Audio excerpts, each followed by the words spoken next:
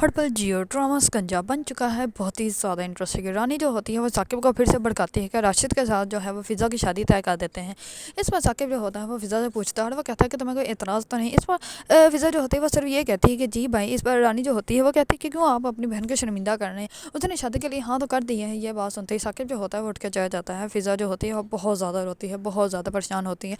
दूसरी तरफ राशिद जो होता है वो तो बहुत ही ज़्यादा खुश होता है क्योंकि उसको एक अच्छी खासी लड़की मिल रही होती है और दूसरी तरफ उसको रहने के लिए जगह पे मिल रही होती है। उसके पास तो कुछ भी ऐसा नहीं होता कि जिसके बलबूते पे उसकी शादी भी हो सके या उसको कोई अपने घर में भी रख सके। दूसरी तरफ रानी जो होती है वो करती है कॉल अपनी वालदा को कॉल करके बताती है कि 2 दिन बाद जो है वो फ़िज़ा का निकाह है, वो भी राशिद के साथ। इस पर ज़रून की वालदा जो होती है वो बहुत ज़्यादा परेशान हो जाती है क्योंकि वो अपनी बेटी की खुशी चाहती थी कि ताकि जो है उसका बेटा हमेशा खुश रह सके। जैसा कि रानी अपनी खुशी का हासिल करके खुश है, वैसे ही वो चाहती थी कि ज़रून को भी फ़िज़ा मिल जाए। लेकिन जो कुछ रानी कर रही होती है इसके बावजूद रानी की वालदा जो होते हैं वो बहुत ज़्यादा परेशान हो जाती है कि अगर ये सब कुछ ज़रून को पता चला तो ज़रून जो है वो ये बिल्कुल भी बर्दाश्त नहीं कर पाएगा।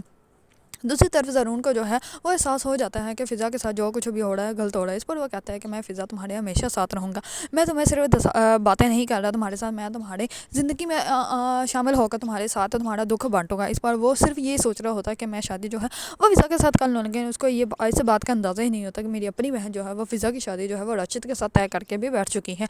अगर आप लोगों को ड्रामा सीरीज़ शिकंजा पसंद है और उसके बारे में न्यू अपडेट जानना चाहते हैं तो मेरे चैनल को लाइक, कमेंट एंड सब्सक्राइब करना मत भूलिएगा।